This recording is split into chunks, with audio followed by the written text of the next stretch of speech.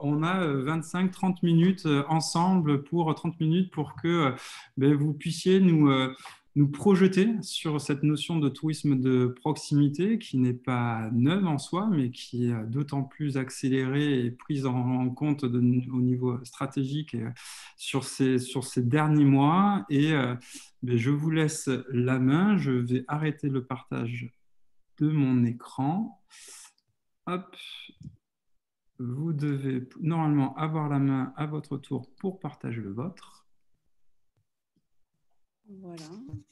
Voilà. Ça être bon. Chacun d'entre vous, les participants, en haut à droite de l'écran, vous avez l'option affichage qui vous permet de mettre en avant que Françoise et pas forcément tous les participants pour plus de confort.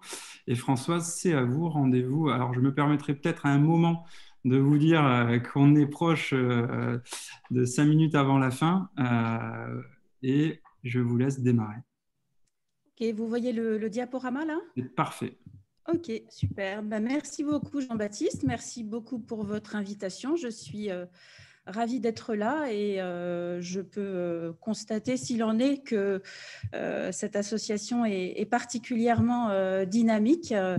Effectivement, je pense que là, aujourd'hui, on a un regard à porter sur le tourisme de proximité. Donc, c'est une thématique qui me tient particulièrement à cœur. Et on va essayer de comprendre dans quelle mesure ce type de clientèle devient aujourd'hui un incontournable. Voilà, et pas seulement une tendance anecdotique.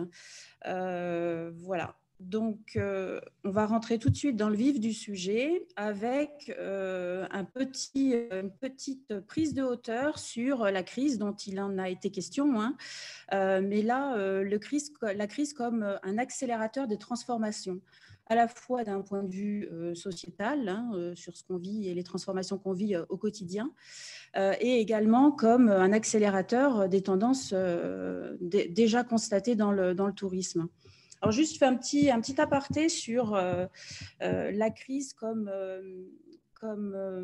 accélérateur de transformation. Je ne sais pas si vous vous souvenez de la crise de 2008, la crise des subprimes, qui a été donc une crise économique et financière mondiale, et qui a, s'il en est, accéléré une transformation assez forte dans le domaine du tourisme, puisque cette crise a finalement, du fait de la baisse des pouvoirs d'achat de l'ensemble des ménages, a accéléré l'essor du tourisme collaboratif et participatif qui était tout juste naissant. Hein. Blablacar, Airbnb, Abritel en sont l'exemple. Donc aujourd'hui, on parlerait de disrupter le marché.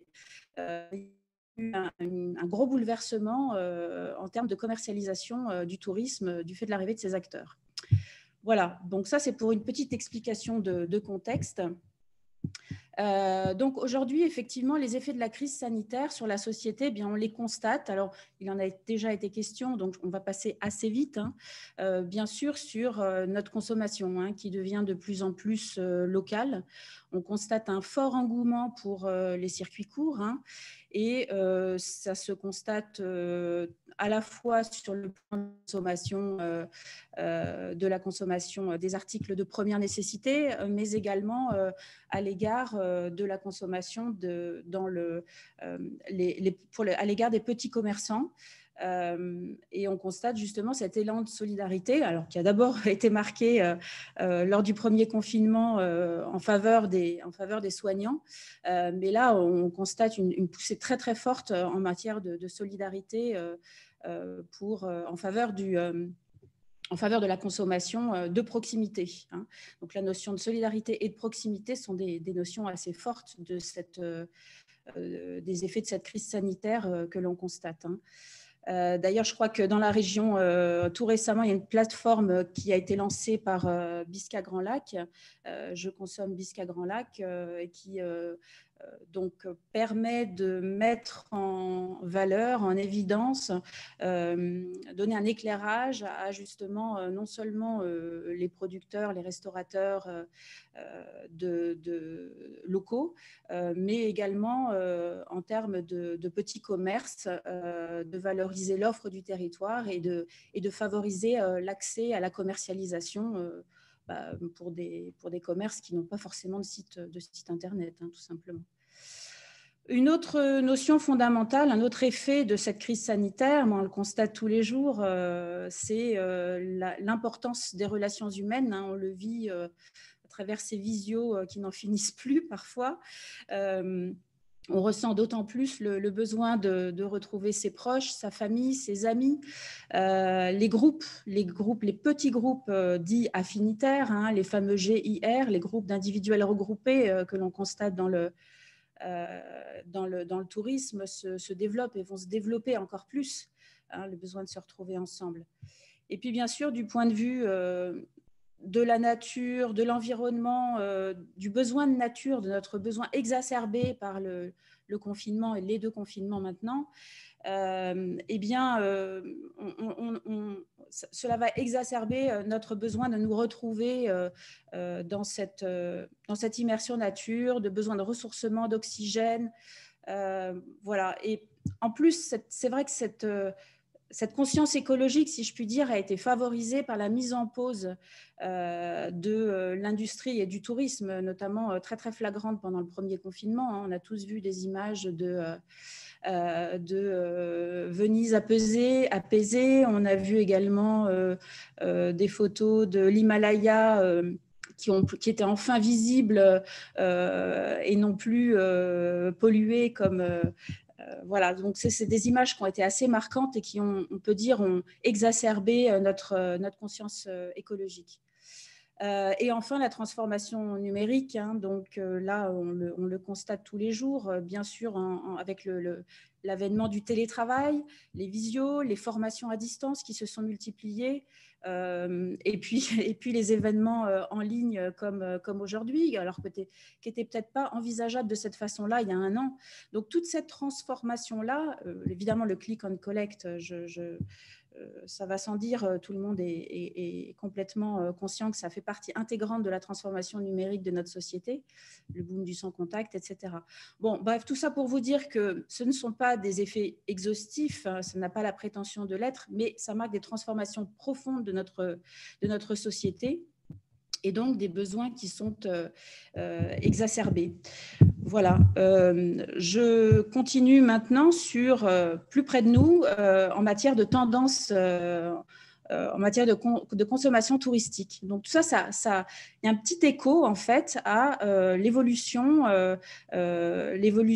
déjà engagée en faveur du slow tourisme, hein. Donc le slow tourisme n'est pas né d'aujourd'hui, hein, c'est une réaction au surtourisme, mais le besoin de justement voyager à rythme lent, au plus près de la nature, répond à des nouvelles aspirations de la clientèle en quête de sens, en quête d'authenticité. Donc là, on rejoint les besoins de l'humain, de se rapprocher des autres.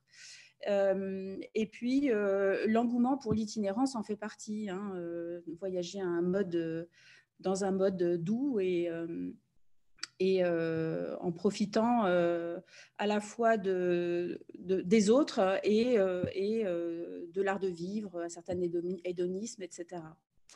Une deuxième autre tendance assez marquante, donc là, on est plus dans la consommation de micro-aventures et de staycation. Donc, staycation pour rester et pour la fin de vacation, donc rester à la maison dans le cadre de ses vacances. La micro-aventure, vous connaissez tous ça. Ça peut paraître un petit peu, vous avez peut-être marre d'en entendre parler, vous, dans le tourisme. Néanmoins, c'est une tendance de fond qui émerge puisqu'elle répond aux besoins d'évasion et de dépaysement, de déconnexion, donc tout simplement des clientèles, pas seulement citadines, hein. Alors, c'est vrai que c'est essentiellement les jeunes, hein, les milléniaux, les générations Z, qui sont très adeptes de cette forme de tourisme simple, spontané, hein. C'est voyager sans trop d'organisation, sans trop de moyens, en général à côté de chez soi, avec ou sans nuitée, mais globalement, c'est une tendance forte qui va s'intensifier. Et puis l'insolite, donc c'est une notion très très importante, donc juste un chiffre qui est assez révélateur. Entre 2011 et 2019, le nombre d'hébergements insolites a cru de 257%. Donc, quand on parle là en l'occurrence, ce sont des chiffres qui ont trait aux cabanes, donc les cabanes dans les arbres, les cabanes sur pilotis, etc. Donc, c'est assez évocateur du besoin, du levier important que représente l'insolite pour se déconnecter et s'ouvrir à une nouvelle forme de tourisme en quelque sorte, un nouveau besoin. Le no-tourisme en fait partie, ça c'est un petit peu mon dada, mais le no-tourisme offre à la fois l'immersion en pleine nature et l'hédonisme, comme on le voit sur la représentation de cette photo dans les vignes. Et qu'est-ce qu'il y a autour de toutes ces notions-là? Eh bien, c'est l'expérience. La notion d'expérience, alors qu'elle dure une journée, quelques jours ou plusieurs jours, ont au commun le fait d'être facteur de souvenir, de mémorabilité. Donc, ça m'amène à la notion d'expérience, dont on parle également beaucoup dans le tourisme, mais qui est pourtant au cœur du tourisme de proximité. Alors, je vais vous citer une petite phrase extraite d'un ouvrage de Joseph Pine et James Gilmore, The Experience Economy. Les entreprises doivent proposer à leurs clients de vivre des événements mémorables et ce sont les souvenirs eux-mêmes qui deviendront le produit, le fruit de l'expérience.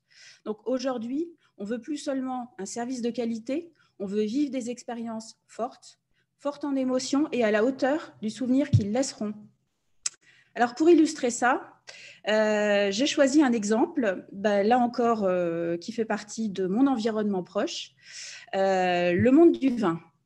Donc, on est parti de l'économie agraire. L'économie agraire, c'est le produit, donc là, en l'occurrence, le raisin. Puis, nous sommes passés à l'économie industrielle, où là, on est arrivé au stade de la transformation du produit, donc le raisin, en vin. Un savoir-faire, donc.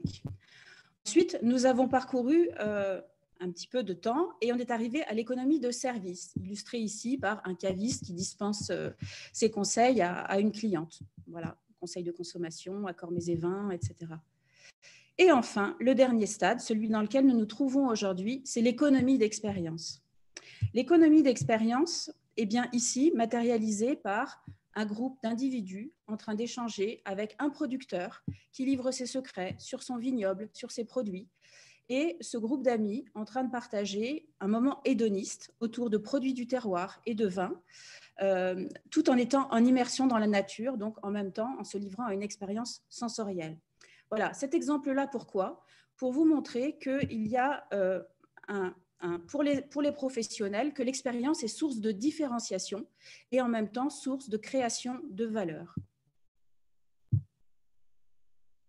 Alors maintenant, rentrons dans le vif du sujet, du moins dans le vif des clientèles et du tourisme de proximité. Donc on l'a vu, le tourisme se transforme, les clientèles évoluent. Par contre, on distingue différentes typologies et des spécificités de clientèle quand on parle de clientèle de proximité. Donc, bien évidemment, cette diversité nécessite des stratégies et des approches spécifiques. Donc, j'ai choisi ici d'illustrer, alors c'est un parti pris, une segmentation un petit peu que j'ai choisi pour représenter ici les clientèles de proximité. Bien sûr, quand on parle de clientèle de proximité, on pense résidents, on pense locaux, c'est-à-dire les locaux, on peut considérer que c'est des gens qui habitent qui ne sont pas à faire 1 heure de trajet ou 100 km, qui réalisent essentiellement des excursions à la journée, c'est-à-dire qu'ils n'achètent pas de nuitée, rarement. En quelque sorte, ce sont des clientèles qui sont proches des clientèles loisirs. Et puis, on a les clientèles intra-régionales. Donc là, les clientèles intra-régionales, eh bien, on peut en distinguer 2 types. Donc, ce sont les visiteurs de la région qui voyagent au sein de leur propre région, ici la Nouvelle-Aquitaine. Et donc, on distingue 2 types, ceux qui habitent à moins de 2 heures de route, donc qui vont essentiellement effectuer des courts séjours de 1 à 3 nuitées, et puis des touristes qui habitent un petit peu plus loin, à 3 heures de route ou 200 km, et qui, eux, vont être plutôt enclins à rester environ 4 nuits. Et puis, on a également les résidents secondaires. Donc, finalement, les résidents secondaires, ce sont des touristes sans l'hébergement. Voilà, mais qui sont également des clientèles touristiques très, très importantes, d'autant qu'elles sont souvent ces clientèles à la fois curieuses et de formidables ambassadrices du territoire qu'elles ont délibérément choisi pour acquérir une résidence secondaire. Voilà, donc c'est une segmentation un petit peu différente, bien sûr, de celle que vous avez l'habitude d'avoir à faire. Effectivement, on parle souvent d'âge, de sexe, de CSP, mais il faut bien se rendre compte que ces clientèles de proximité concernent tout le monde, tous les profils. Donc, je les ai illustrés ici à gauche par les familles, les couples, les excursionnistes qui vont être des acteurs, des pratiquants d'activités de loisirs et de visites, et puis les groupes dont on a déjà parlé, qui représentent, qui sont en forte progression, les groupes d'individuels regroupés. Voilà, et un petit sondage, bon, on n'a pas forcément le temps, mais je vais vous donner un chiffre qui est quand même assez parlant concernant le tourisme intra-régional. En région Nouvelle-Aquitaine, 22% des clientèles françaises proviennent de leur propre région. Donc, ça veut dire que en gros, 1 Français sur 5 qui voyage dans votre région vient de votre région, ce qui n'est pas du tout anecdotique. Si on peut mettre ça en perspective, la région Auvergne-Rhône-Alpes, en région Auvergne-Rhône-Alpes, c'est 27% des clientèles intrarégionales qui voyagent dans leur région. Bon, peut-être que ça veut dire que vous avez encore des marges de progression. Voilà. Écoutez, on va passer à la slide suivante. Je crois que je vous ai dit à peu près l'essentiel, mais le temps nous est compté. Maintenant, on va parler des spécificités des clientèles de proximité. Alors, bon, quelques notions, on ne va pas rentrer dans le détail, mais je pense qu'après, on pourra vous donner le diaporama qui ne prétend pas être exhaustif, encore une fois. Hein. Donc, il y a 3 aspects qui sont importants de prendre en compte. C'est qu'est-ce que je consomme ? Quelles sont mes attentes et comment je m'informe pour aller chercher de l'inspiration et oui, de l'inspiration, de la rassurance, etc. Donc, quels sont les moyens de communication, les canaux que j'utilise en tant que touriste intrarégional pour m'informer. Alors, en matière de consommation, je ne vais pas tout rentrer dans le détail, mais il faut vraiment prendre en considération le paramètre essentiel qui est l'instantanéité de ces clientèles-là. Souvent, elles se décident en dernière minute. Donc, le paramètre météo est essentiel. Hein. On dit souvent l'excursionniste est météo-réactif. Hein. Et puis, il est également, alors ça, c'est peut-être plus valable pour les clientèles intra-régionales qui décident de faire un court séjour. Elles vont être sensibles à une offre de dernière minute thématisée. Ça peut être n'importe quoi, un week-end champignon, ça peut être une offre thématisée autour de l'insolite. Voilà, donc s'il y a en plus une offre qui est accompagnée sur les réseaux sociaux, par exemple, hein, à la dernière minute d'une offre promotionnelle, d'un coup de projecteur sur un événement particulier, eh bien là, c'est un facteur déclenchant, y compris en dernière minute. Donc ça, c'est un peu pour les modes de consommation. Ça, on l'a dit, ça concerne tout le monde, les familles, les amis, etc. Les attentes, eh bien, ça rejoint très fortement les attentes en matière de consommation touristique qu'on a vu tout à l'heure, hein, c'est-à-dire les grandes tendances. Hein. Et encore plus, les clientèles locales ont besoin d'être surprises et dépaysées chez eux. Elles ont besoin de leur dire, elles ont besoin de redécouvrir finalement les pépites de leur territoire avec un angle nouveau. Peut-être justement en vivant une expérience privilégiée avec un propriétaire, avec un partage d'expériences autour de l'artisanat ou du savoir-faire, un vigneron, etc. On a besoin de ludique et en particulier, vous êtes bien placé pour savoir le succès du géocaching comme un bon moyen de faire découvrir un territoire pour les familles en s'amusant. Et puis, bien sûr, le partage, on en a déjà parlé. En termes d'information, bon, là, ce n'est pas du tout exhaustif, mais il est évident qu'on ne peut aujourd'hui pas se passer d'Internet, du web. En même temps, il ne faut surtout pas oublier le paramètre de la communication offline. Et en particulier pour les clientèles d'excursionnistes qui sont en fait les locaux et les résidents, qui sont grands amateurs de plateformes en ligne, notamment d'agenda, de presse gratuite, etc. On ne peut pas s'en passer, alors que bien sûr, pour les clientèles intra-régionales, on ira plus chercher de l'information sur les plateformes et sites Internet.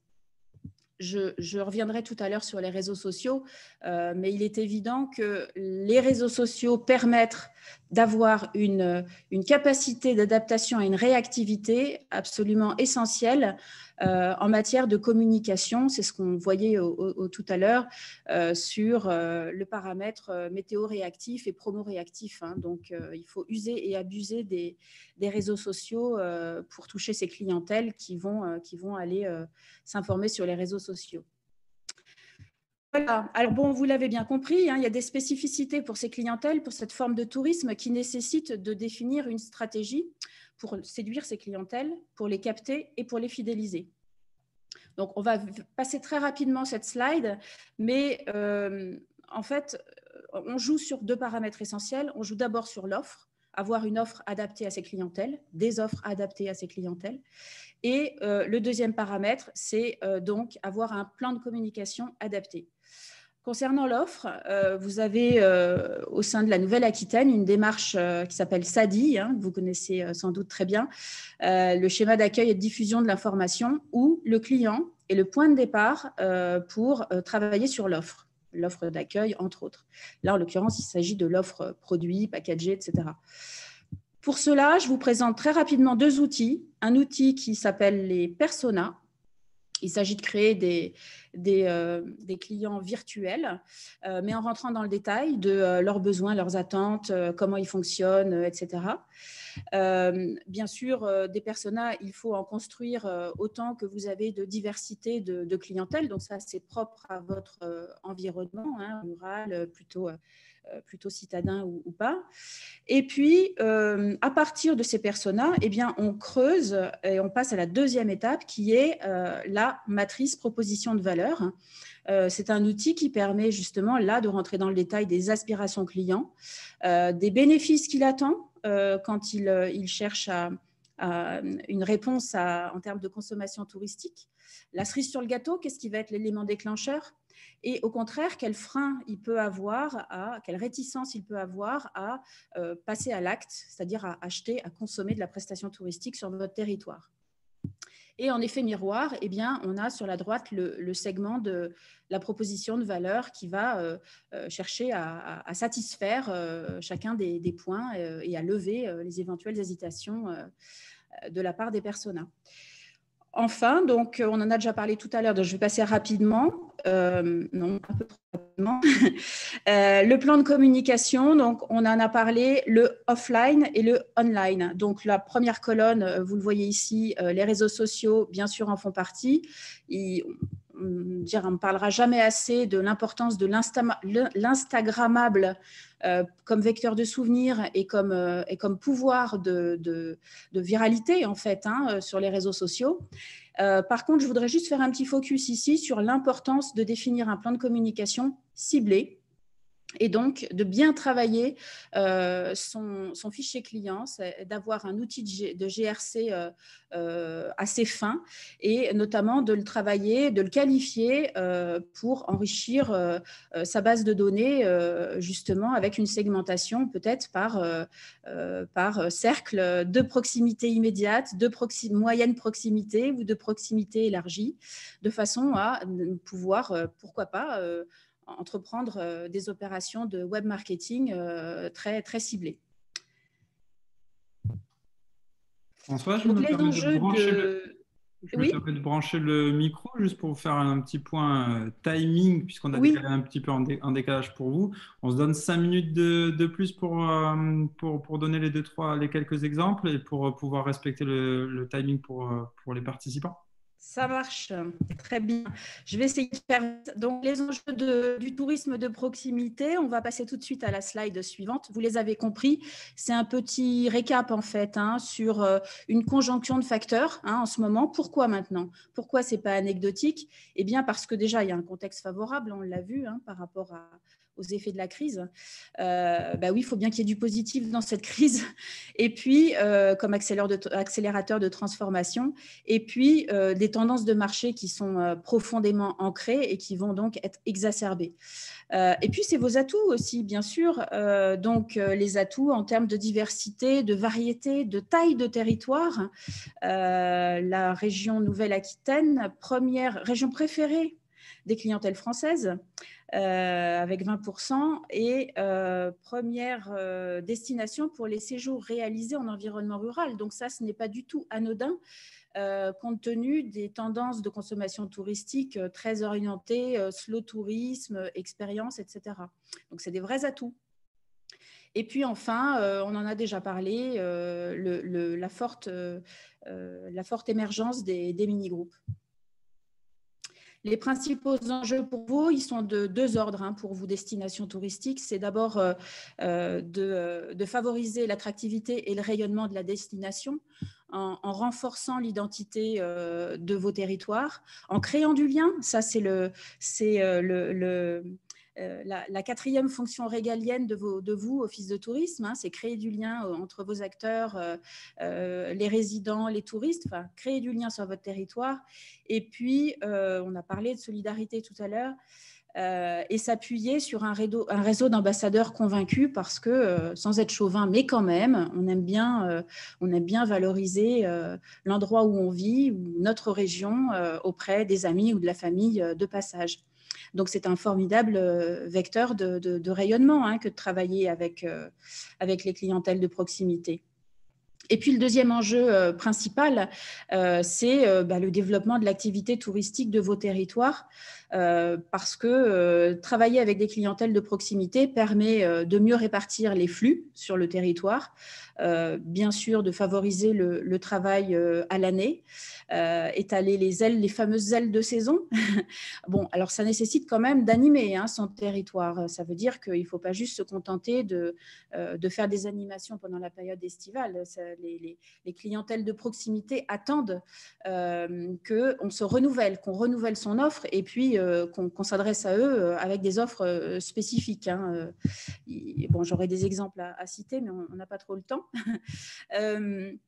Et enfin, ça permet également de limiter sa dépendance aux clientèles nationales et internationales, d'autant que l'année à venir, 2021, sera encore pas une année comme les autres de ce point de vue-là.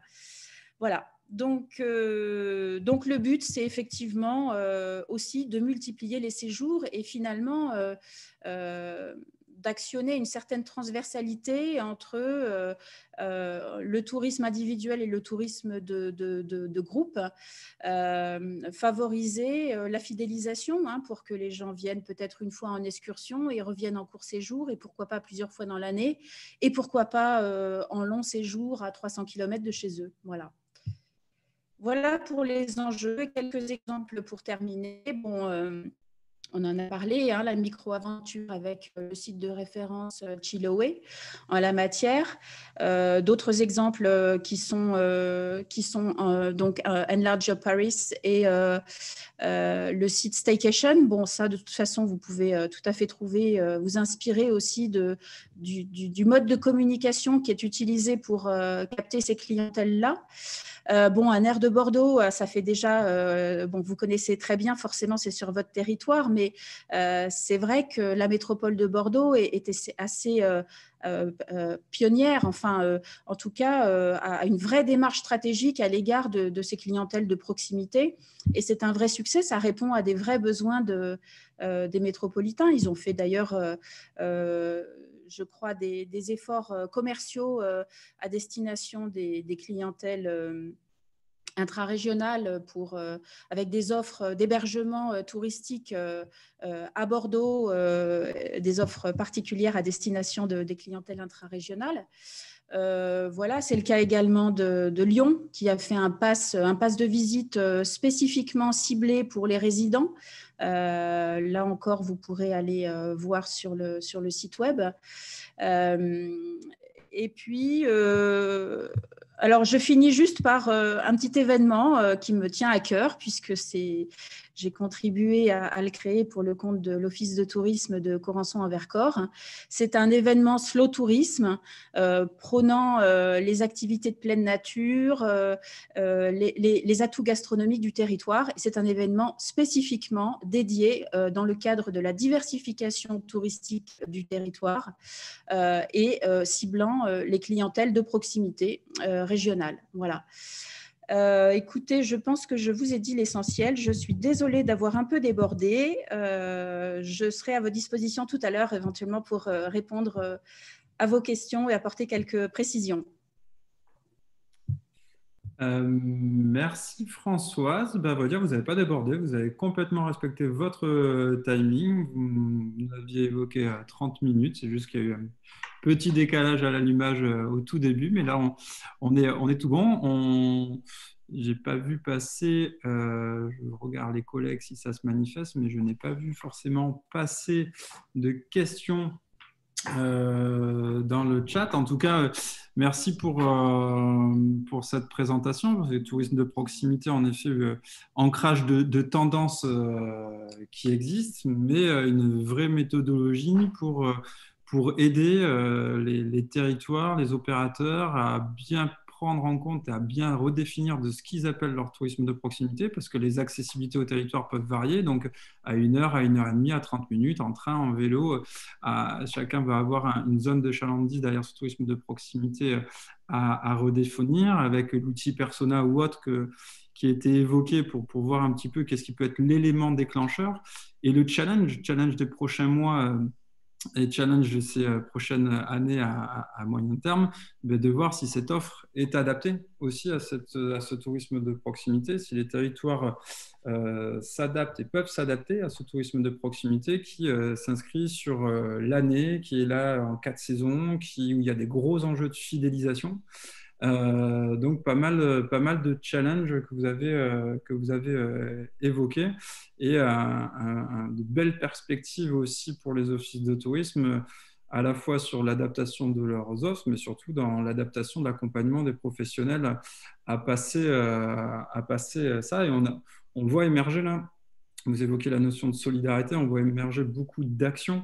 On s'en est fait le relais dans un article récapitulatif il n'y a vraiment pas longtemps, d'actions locales, de mise en avant des commerces de proximité pour favoriser ça. Et tout l'enjeu est de prendre cette place et d'avoir un rôle intéressant dans cette mise en relation et mise en réseau local des opérateurs locaux. Et en effet, il faut encore une fois s'adapter, monter en compétences et s'inscrire dans la durée sur ces éléments.